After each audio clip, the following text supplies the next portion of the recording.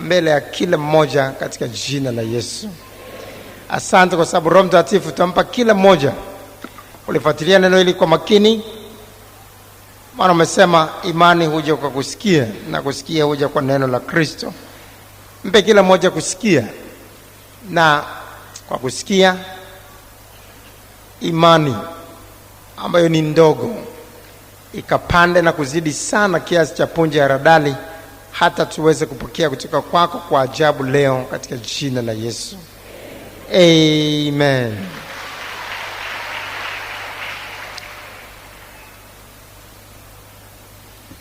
Vizuri sana.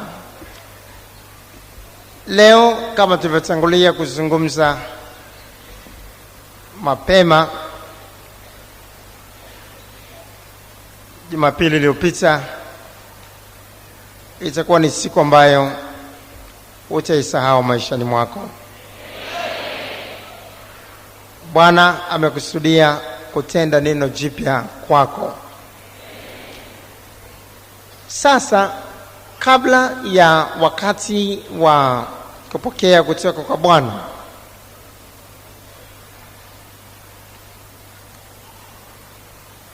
ni muhimu kwa kila mmoja wetu kufahamu kwamba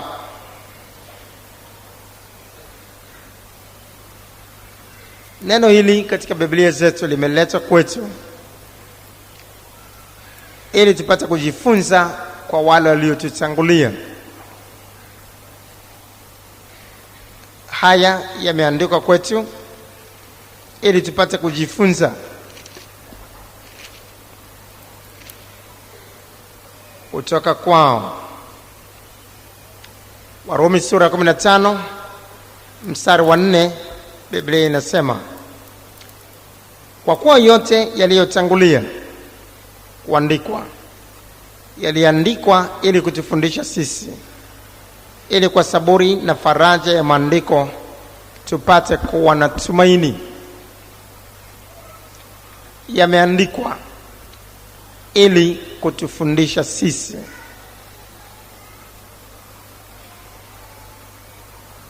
Tunaposoma wenzetu waliweza kupokea namna gani miujiza yao, tukafuata nyayo zao, tukafuata jinsi ile ile waliopokea wao,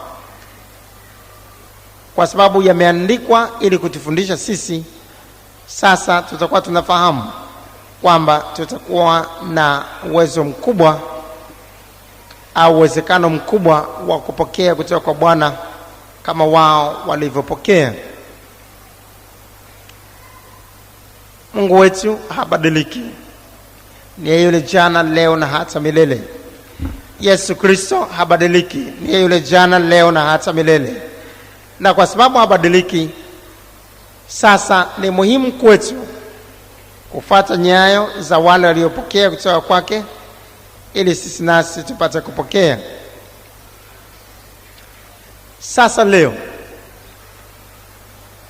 tunataka kujifunza kutoka kwa wana wa Israeli na kuangalia jinsi walivyopokea muujiza mkubwa kutoka kwa Bwana.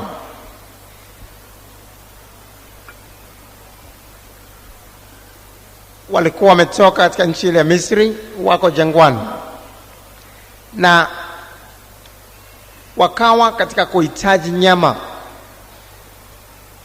Watu hawa walikuwa wengi, walikuwa watu wapatao 3 milioni. Wanahitaji nyama ya kula. Wanasema chakula walichokuwa na kila sasa kimewakinai. Wanahitaji nyama. Musa alikuwa ameona miujiza mingi sana kutoka kwa Bwana. Aliona bahari ya Shamu kigawanywa kwa fimbo tu. Aliona mavumbi yakigeuza kuwa chawa nyumbani mwa Farao na watu wake. Aliona miujiza mingi sana, maji kugeuza kuwa damu na mingineyo. Lakini alipowasikia wana wa Israeli wakizungumza kwamba wanahitaji nyama, hilo likawa gumu sana. Hilo likaonekana ni zito kuliko yote aliyowahi kukabiliana nayo. Akasema, nipate wapi nyama za kuwapa watu wote hao hata wale, hata wapate kula? Hapa ni jangwani. Nyama hizo zitatoka wapi za kuwalisha watu 3,000,000?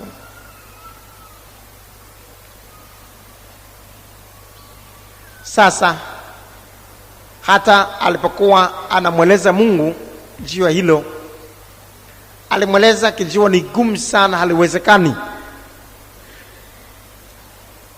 Kumbe kama Musa, yako mambo ambayo yalizidi kimo chake, yalimfanya kuyaona ni magumu, ni mazito, yasiyowezekana. Kumbe si ajabu kwetu sisi nasi yakatokea mambo ambayo yatatupata katika maisha yakaonekana ni magumu, yasiyowezekana kabisa kuyapatia ufumbuzi. Sasa Mungu aliposikia juu ya tatizo hilo, wana wa Israeli 3,000,000 wanahitaji nyama jangwani,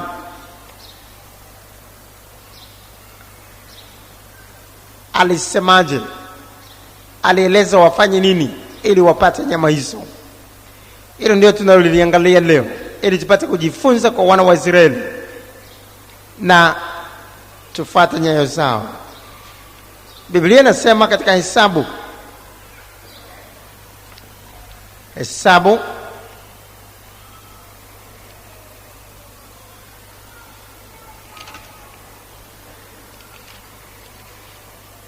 ambapo tunajifunza kuhusiana na ujumbe wa leo, jitakaseni nanyi mtauona uwezo wa Mungu. Jitakaseni nanyi mtauona uwezo wa Mungu. Angalia sasa, tunajifunza kwa wana wa Israeli katika Hesabu sura ile ya 11 mstari wa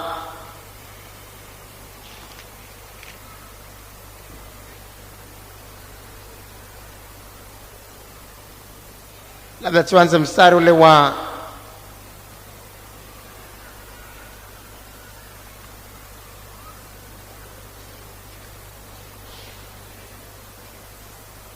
kumi na mbili mpaka mstari wa 15. Tusikilize kwanza manunguniko ya Musa. Je, ni mimi niliwatungisha mimba watu hawa wote? Je, ni mimi niliwazaa? Hata ikawa wewe kuniambia haya wachukue kifuani mwako, mfano wa baba mwenye kulea achukuavyo mtoto amwai, wende nao mpaka nchi uliyowapia baba zao. Nipate wapi nyama ya kuwapa watu hao wote? Kwani wanililia wakisema, tupe nyama tupate kula. Mimi siwezi kuwachukua watu hao wote peke yangu, kwa kuwa ni mzigo mzito sana wa kunishinda. Na kama wakinitenda hivi, na kuomba uniulie mbali, kwamba nimepata fadhili mbele ya macho yako, nami nisiyaone haya mashaka yangu. Wana wa Israeli 3,000,000 walipokuwa wanamlilia Musa kwamba wanataka wapewe nyama jangwani,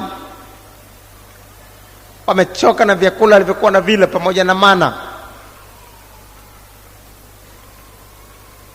Sasa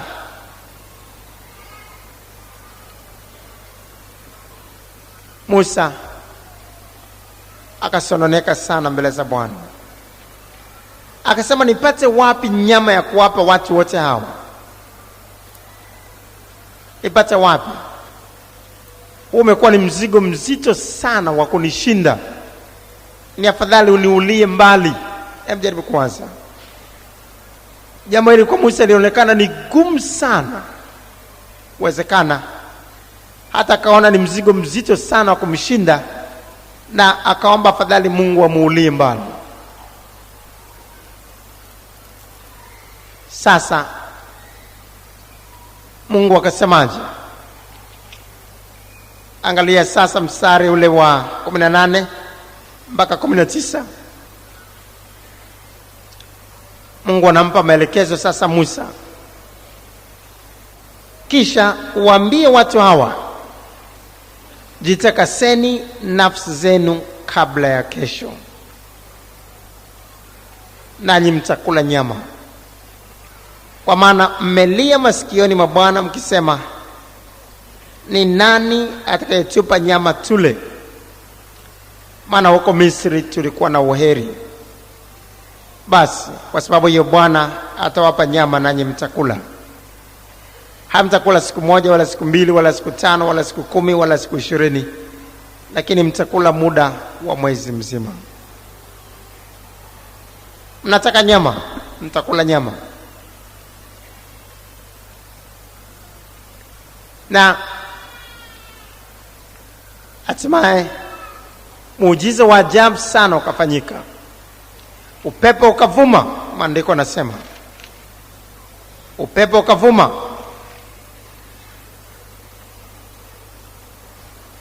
Mstari ule wa 31 mpaka mstari wa 32. Kisha upepo ukavuma kutoka kwa Bwana, nao ukaleta kware kutoka pande za baharini, nao wakawaacha wakaanguka karibu na kambi, kama kiasi cha mwendo wa siku moja upande huu, na kama kiasi cha mwendo wa siku moja upande huu kuizunguka. Nao wakafikiria kiasi cha dhiraa 2 juu ya uso wa nchi. Mwendo wa siku moja unapozungumziwa nyakati za Biblia ulikuwa karibu maili 30.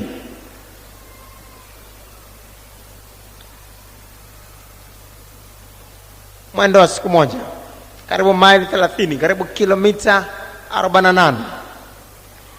Sasa upepo ukavuma ukawaleta kware, wakaanguka juu ya matuo ya wana wa Israeli pale walipokuwepo wana wa Israeli. Kwenda hivi kilomita 48, kwenda hivi kilomita 48, kwenda hivi kilomita 48, kwenda hivi kilomita 48. Kote hapa kukajaa kware walioletwa na upepo huo wa muujiza mkubwa. Na kware wale, Biblia inasema hapo, wakafikiria kiasi cha dhiraa 2 juu ya uso wa nchi, karibu futi 3 kutoka juu ya uso wa nchi, kutoka kwenye ardhi futi 3 kwenda juu, wamejazana, alafu kilomita 48 kila mahali namna hiyo kuzunguka. Kware wengi mno. Watu wakaondoka mchana huo wote na usiku wote na siku ya pili yote kuwakusanya hao kware. Yeye aliyepata ya upungufu kuliko wenziwe alipata kiasi cha homeri 10. Homeri 10 ni karibu sawa na pipa 10. Aliyepata kwa upungufu alipata pipa 10 za kware. Yule aliyekuwa goigoi mvivu kuokota akapata pipa 10. Kwa hiyo ina maana wale waliokuwa mashujaa wa kuokota walipata pipa nyingi sana sana. Na wakawanika wote kando kando ya kambi kuizunguka pande zote. Watu 3,000,000, kila mmoja anapata zaidi ya pipa 10 za kware kufumba na kufumbua. Na nyama hiyo aliyoitaka imeletwa kwa upepo. Muujiza mkubwa sana wa kushangaza ukatokea. Hata Musa akapigwa butwaa kuona uwezo wa Mungu ambao hauna mipaka, uwezo wa Mungu ambao haufananishwi. Lakini Mungu kabla ya kufanya muujiza wa kutisha namna hii, kabla ya kumfanya hata Musa apigwe butwaa kuona uwezo wa Mungu usivyo na mipaka,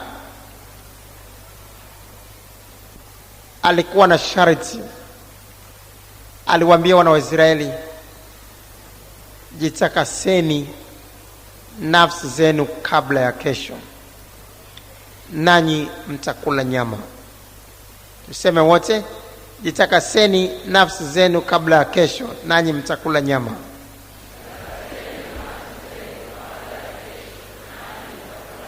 Tena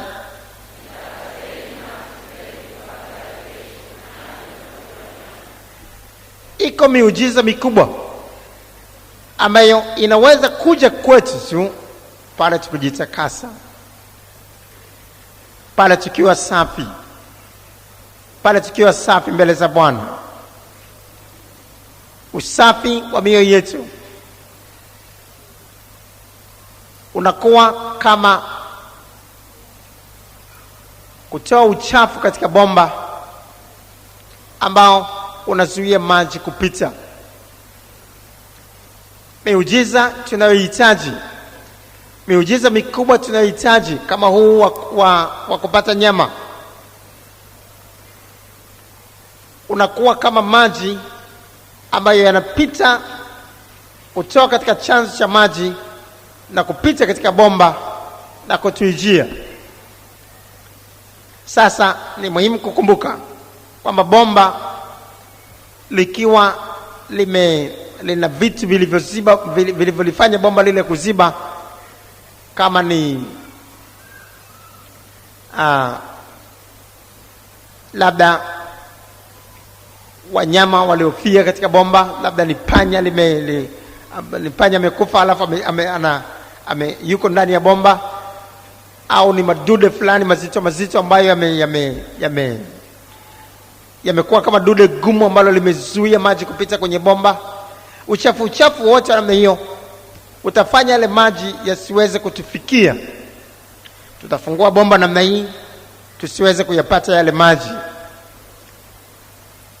Sasa ili yatufikie, hatuna budi kwanza kuzibua lile bomba na kutoa uchafu. Hivyo maji yale yanapoweza kutoka kwenye chanzo cha maji na kutufikia. Sasa kwa msingi huo, miujiza tunayohitaji kutoka kwa Mungu ni sawasawa na maji yanayotoka kwenye chanzo chake. Miujiza chanzo chake ni kwa Mungu mwenyewe, na kuna miujiza mikubwa ambayo haiwezi kutufikia mpaka tuzibue bomba, mpaka tutoe uchafu ili maji hayo yapate kupita, ili miujiza hiyo ipate kupita. Na Mungu akawaambia Hawa, jitakaseni kwanza nafsi zenu kabla kesho. Kesho ndiyo siku ya muujiza wenu. Kesho ndiyo siku ya kupata nyama mnazozitaka. Lakini kwanza jitakaseni nafsi zenu. Halafu haya mnayohitaji mtayaona. Haya mnayohitaji mtayaona. Sasa leo ni siku ya miujiza mikubwa sana sana. Lakini Mungu kwa msingi huo wanasema awe yote katikati yetu ambaye anataka kuona miujiza mikubwa kwake, ajitakase kwanza nafsi yake. Biblia inasema katika Isaya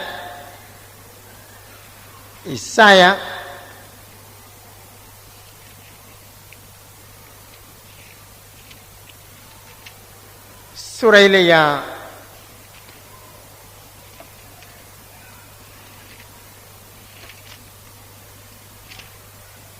hamsini na tisa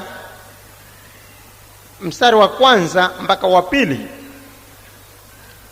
Tazama, mkono wa Bwana haukupunguka hata usiweze kuokoa. Yaani uwezo wa Bwana haujapungua hata ushindwe kuondoa matatizo tulionayo, wala sikio lake si zito hata lisiweze kusikia. Lakini hapa ndio kwenye tatizo. Lakini maovu yenu yamewafarikisha ninyi na Mungu wenu.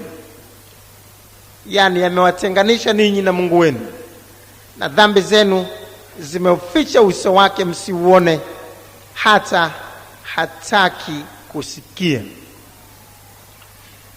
Uwezo wake haujapungua, mkono wake haujapungua, nguvu zake hazijapungua. Hata ashindwe kutuponya ukimwi, hata ashindwe kutuponya kansa, hata ashindwe kutuponya magonjwa yaliyotutesa tangu utotoni, hata ashindwe kutufanya sisi tulio viziwi kusikia, sisi tulio vipofu kuona, sisi tulio na mateso ya kila namna kutoka katika mateso yetu. Lakini jitakaseni kwanza nafsi zenu, kwa maana maovu yenu yamewafarikisha ninyi na Mungu, hata hataki kusikia.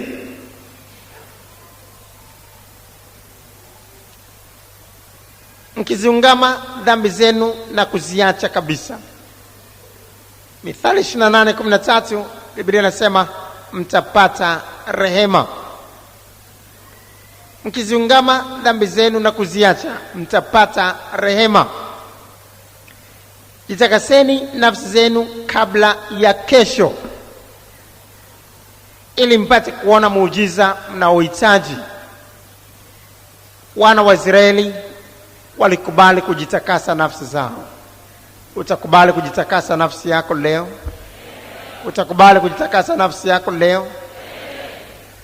Mungu wetu hakuna lolote gumu la kumshinda, lakini mara nyingi tumekuwa tunang'ang'ania dhambi zetu.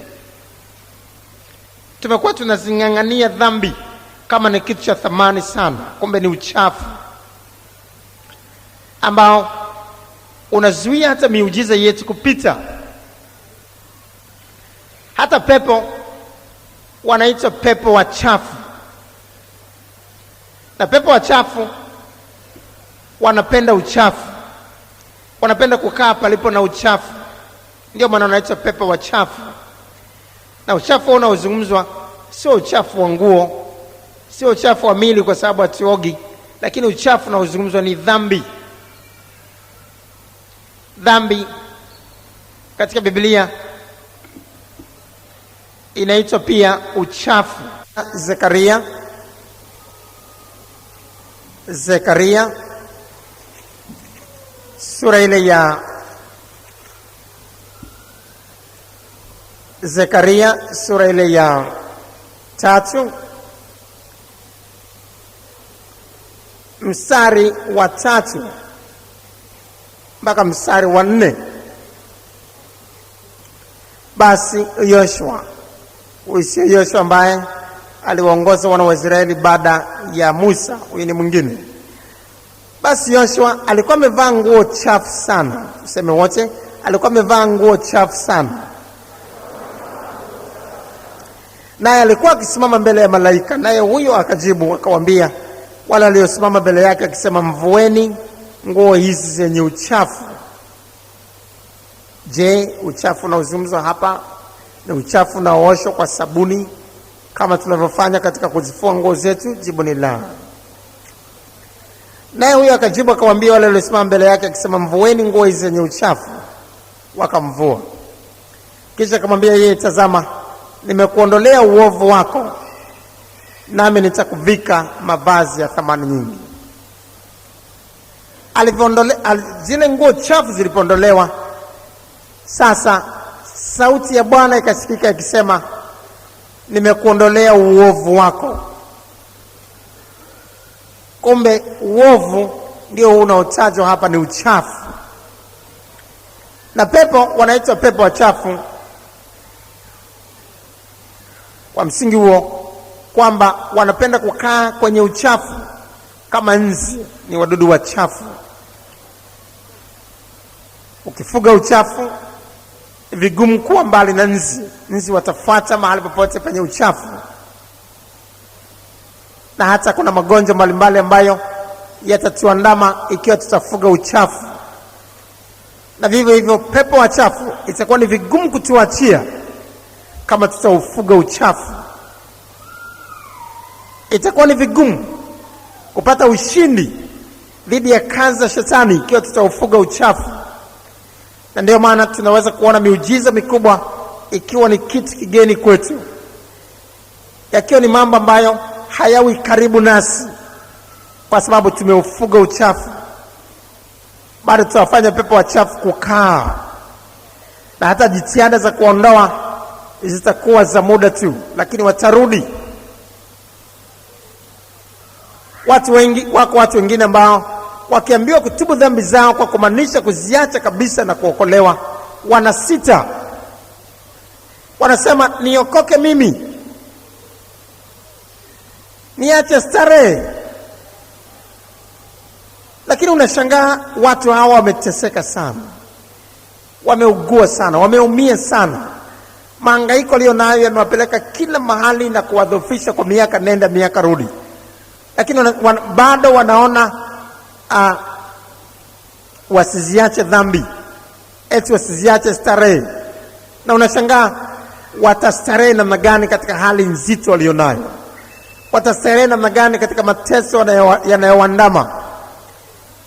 Watu hao hawaelewi. Wanapokubali uongo wa shetani namna hiyo na kuutendea kazi, wanazuia miujiza wenyewe. Wanamfanya shetani kufanya makao na asitoke. Na hata tunapokemea pepo hao, kama wanatoka, jambo hilo litakuwa la muda tu, na tutaona wanarudi tena na kumharibu mtu wakati mwingine kuliko mwanzo. Ni kama nzi, ukijaribu kuwafukuza kwenye nguo ya mtu alijitapakaza uchafu, wataondoka kwa muda tu, lakini kwa sababu uchafu ule bado upo, utaona nzi wale bado wanaendelea kuja. Na vivyo hivyo hatuwezi kumshinda shetani na pepo wake kama tunaendelea kufuga uchafu. Sasa Mungu leo anataka kupitisha miujiza ya kushangaza sana katikati yetu, lakini anasema kwanza, jitakaseni nafsi zenu na uchafu wote. Tukijitakasa nafsi zetu na uchafu wote, tutaona mambo makubwa ya kushangaza. Yale magumu hata ya kumshangaza Musa yataonekana kwa kila mmoja wetu leo katika jina la Yesu. Je, uko tayari kujitakasa nafsi yako na uchafu wote, kwa kumaanisha kuacha kabisa? Ukifanya hivyo, utafungua mlango wa miujiza mikubwa kwako. Pale ulipo, inamisha kichwa chako.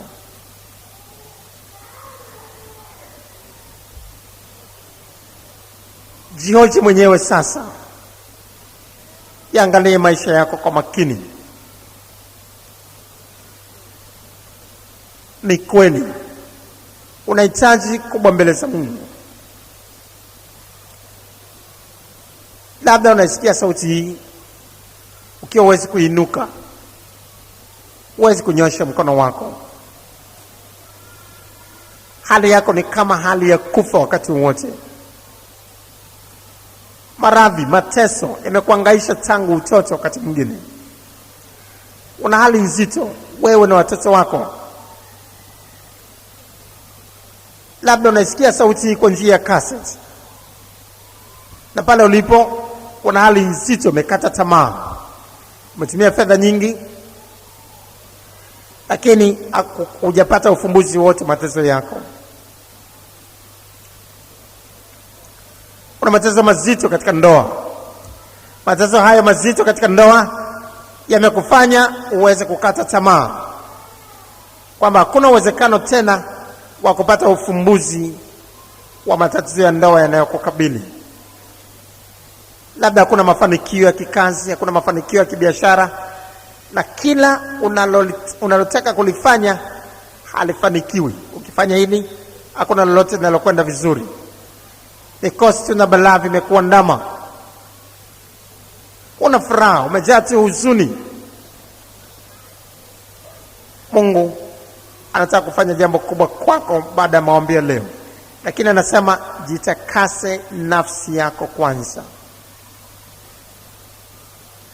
Je, hakuna dhambi katika maisha yako? Unaweza kusema hujasema uongo tangu kuzaliwa. Unaweza kusema hujakasirika tangu kuzaliwa. Hakuna dhambi yoyote katika maisha yako. Kuna dhambi moja au nyingine kwa dhahiri, na hataki uje tu kwa kutubu ukiwa humanishi kuacha moyoni, lakini nataka utubu kwa kumaanisha kuacha dhambi hizo kabisa, na kumwambia Bwana, niokoe, yaani nipe uwezo wa kushinda dhambi hizo kuanzia leo, ili niishi maisha yanayokupendeza, maisha yangu yabadilishwe kabisa nawe. Awe yote ambaye atatubu dhambi zake kwa kumaanisha kuziacha na kumwambia Yesu Kristo ayabadilishe kabisa maisha yake, huyo ndiye ambaye atakayehesabiwa kwamba amejitakasa nafsi yake na uchafu wote. Sasa awe yote ambaye anahitaji kujitakasa nafsi yake leo, hana budi kukumbuka ni kwa sababu hiyo damu ya Yesu ilimwagika msalabani. Damu ya Yesu kwa imani ina uwezo wa kutusafisha dhambi zetu, kuisafisha mioyo yetu kabisa na uchafu wote, na kutuweka huru mbali na dhambi. Na katika damu hiyo tuna uwezo wa kupata nguvu ya kushinda dhambi.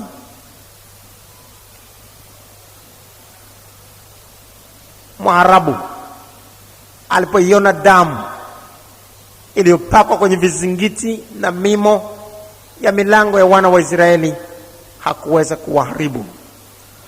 Na vivyo hivyo shetani hatatuweza ikiwa damu ya Yesu itatusafisha dhambi zetu. Uchafu wetu utaondoka na tutafungulia mlango wa baraka za Bwana. Unajifanya mwenye dhambi sasa na hutaki dhambi hizo, kwa utulivu kabisa, ukimaanisha kujitakasa nafsi yako na uchafu wote, nyosha mkono wako juu. Nyosha mkono wako juu pale ulipo. Unahitaji kujitakasa nafsi yako.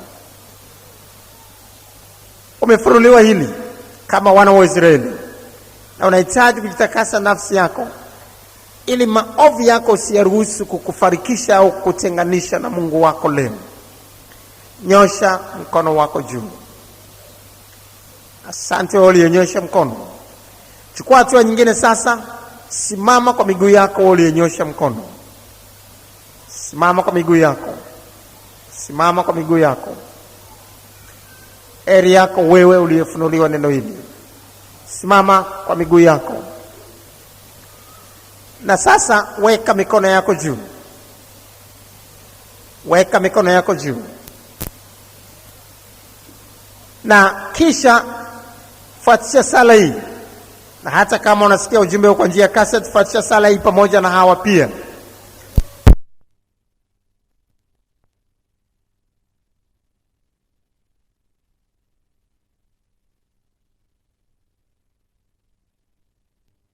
Sema maneno haya: Mungu Baba, nakuja mbele zako. Hakika mimi ni mwenye dhambi. Hakika mimi ni mchafu. Sistahili hata kukusogelea. Nimejaa uchafu katika moyo wangu. Kila mahali ni mchafu. Ninalisikia neno lako sasa na kulitendea kazi. Ninakusihi unisafishe uchafu wangu wote kwa damu ya Yesu iliyomwagika msalabani, ili kuanzia leo niwe mbali na dhambi. Nipe uwezo wa kushinda dhambi, uwezo ule ule uliomfanya Yesu Kristo kujaribiwa sawasawa na sisi katika mambo yote duniani bila kufanya dhambi, uwe juu yangu kuanzia leo. Asante kwa kunisikia. Asante kwa kunitakasa. Najua kuanzia sasa nimeokolewa. Kuanzia sasa ninawekwa mbali na hukumu ya moto wa milele ambayo ilinistahili. Ninakushukuru kwa kunijibu maombi yangu katika jina la Yesu. Amen. Endelea kuweka mikono yako juu. Ninaomba kwa ajili yako sasa. Bwana mwema, watu wako wamekuja mbele zako wakihitaji kujitakasa nafsi zao. Sasa nakusihi damu ya Yesu iliyomwagika msalabani kwa imani tu iwatakase wote hawa nafsi zao na kila namna ya uchafu, na hata kuanzia sasa uchafu ambao ulikuwa umewalemea usiwaweze tena, na wahesabiwe mbele zako kwamba wamejitakasa nafsi zao katika jina la Yesu. Amen. Endelea kusimama kwa muda mfupi kabla ya maombezi sasa. Na kabla ya kuketi, waliyesimama utapokea karatasi hii ambayo watakupa hudumu sasa hivi, alafu nitakupa maelekezo baada ya kupewa karatasi hiyo. Wahudumu tufanye haraka tuwape karatasi hizo.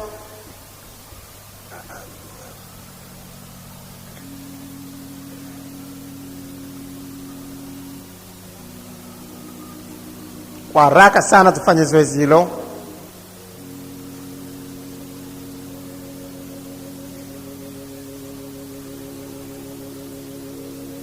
Ukishapata karatasi hiyo ndipo unapoweza kuketi.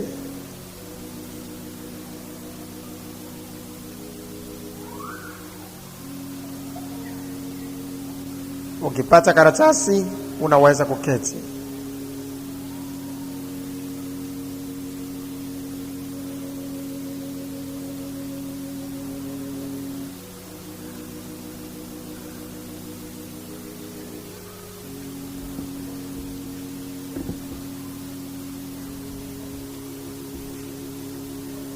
Ukipata karatasi yako sasa unaweza kuketi.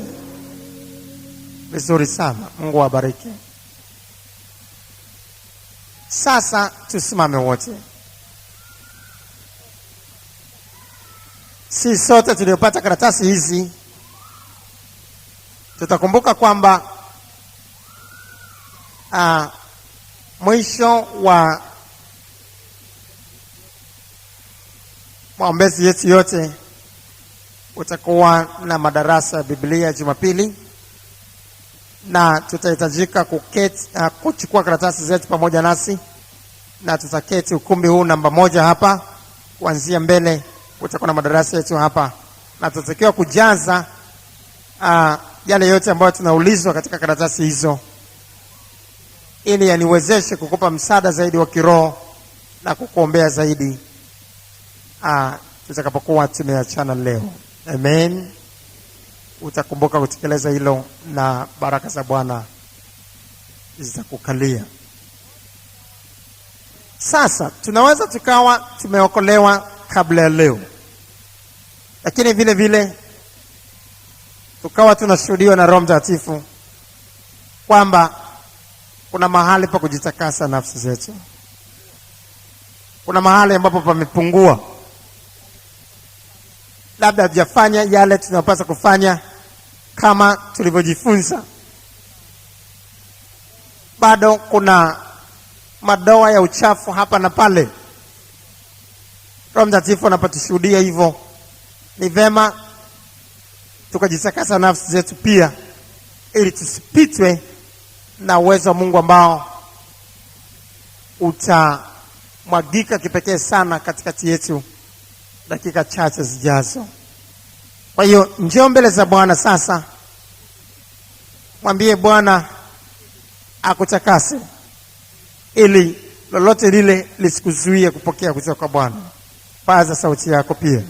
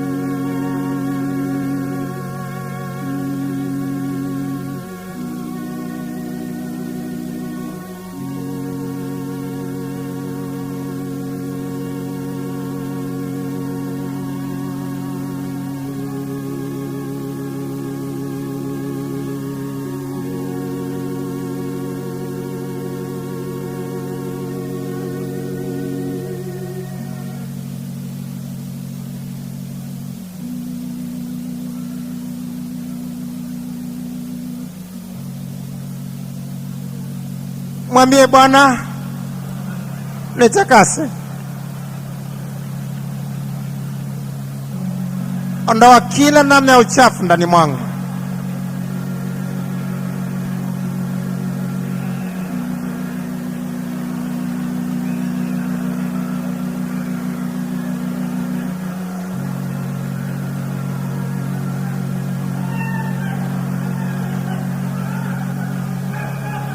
Ondoa kila namna ya uchafu ndani mwangu.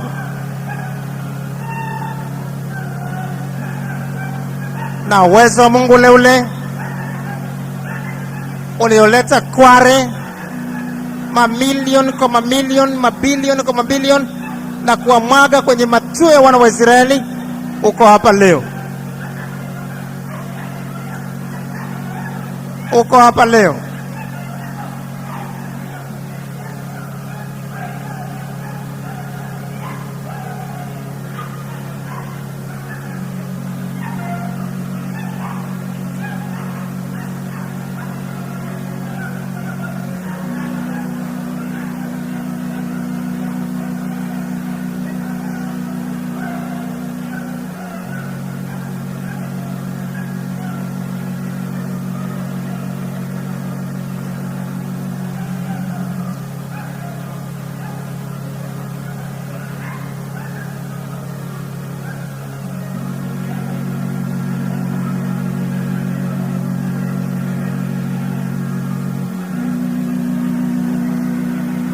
Katika jina la Yesu, weka mikono yako juu.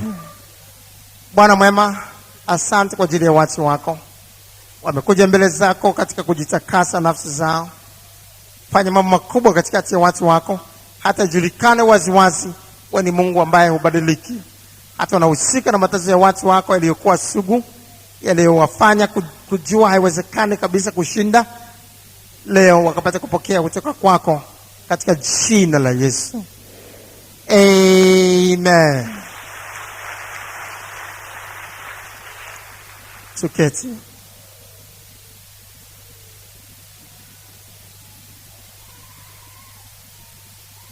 Inamisha kichwa chako.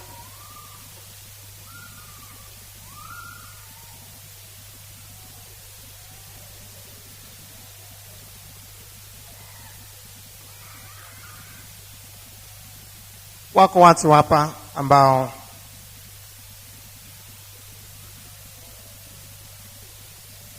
walilala usiku,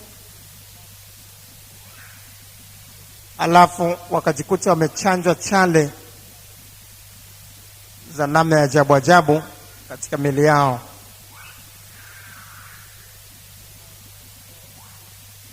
Na mtu ambaye hawakumuona, walisikia tu wameamka wakawa wamechanjwa chale hizo. Na sehemu hizo zilizochanjwa zimekuwa zinaleta maumivu na mateso ya kutisha sana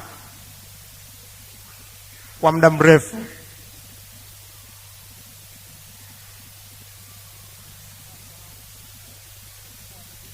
Watu hao watakapokuwa waaminifu kunyosha mikono yao, chale hizo zitatoweka ghafla katika miili yao.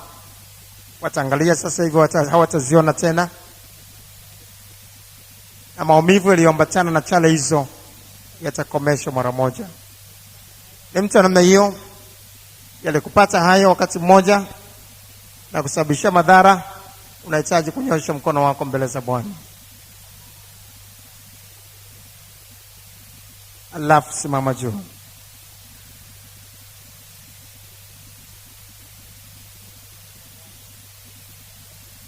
Weka mkono wako kwenye chale hizo. Weka mkono wako sehemu yote ambayo ina chale hizo.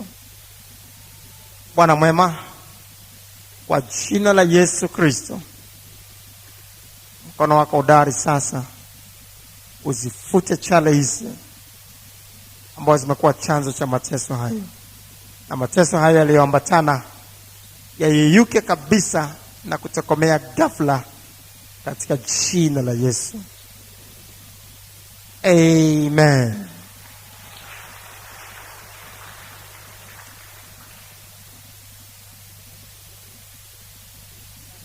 Unaweza kuketi. Alafu kama unaweza kujikagua, angalia muujiza wa ajabu uliofanyika kwako, na utaona chale hizo hazipo kabisa sasa hivi.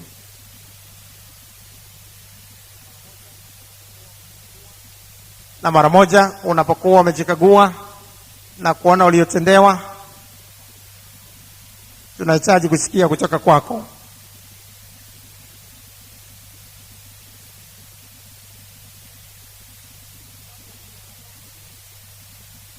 Wako wengine hapa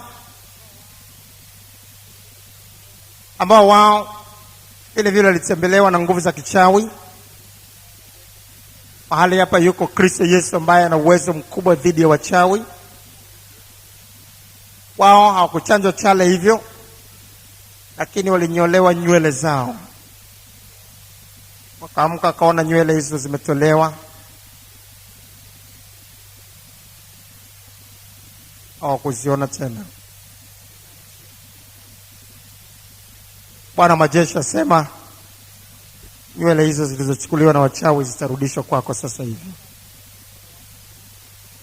Unahitaji kunyosha mkono wako juu, wewe ambaye yalikupata hayo, na Bwana atafanya muujiza wako sasa hivi. Mungu akubariki. Ulionyosha mkono, simama juu. Bwana waweza, warudishie nywele hawa sasa na kwa ghafla, ili thibitike waziwazi wewe uko juu ya wachawi hawa, katika jina la Yesu. Amen.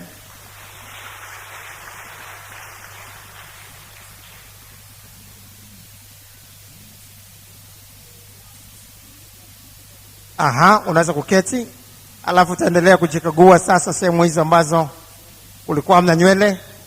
Utakuwa na nywele hizo wakati wote kuanzia sasa.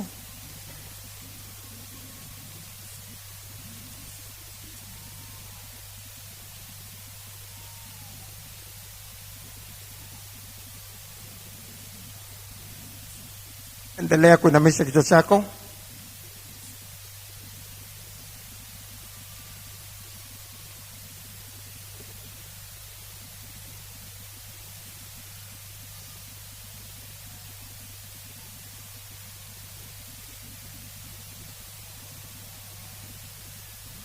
Wako watu wachache hapa ambao muda wote wanajikuna, na hata saa hizi zinapozungumza wanaendelea kujikuna kwa sababu mwili mzima unawasha.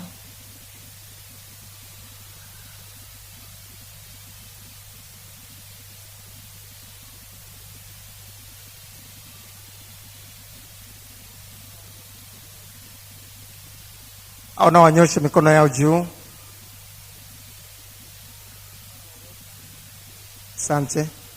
Bwana waweza, ondoa kila namna ya kuwasha katika miili hii sasa hivi, na kwa jina la Yesu Kristo kila moja apate kuwa huru mbali na kuwasha huko sasa, katika jina la Yesu. Amen.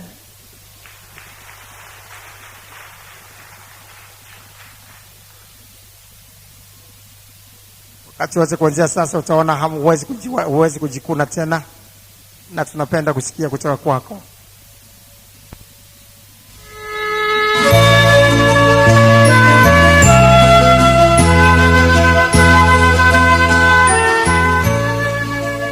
Tunatumaini umebarikiwa na mafundisho haya. Biblia inasema katika Yakobo sura ya 1 mstari wa 22, lakini iweni watendaji wa neno, wala si wasikiaji tu, hali mkijidanganya nafsi zenu. Isikilize kaseti hii tena na tena, na kuwapa wengine pia. Mungu akubariki.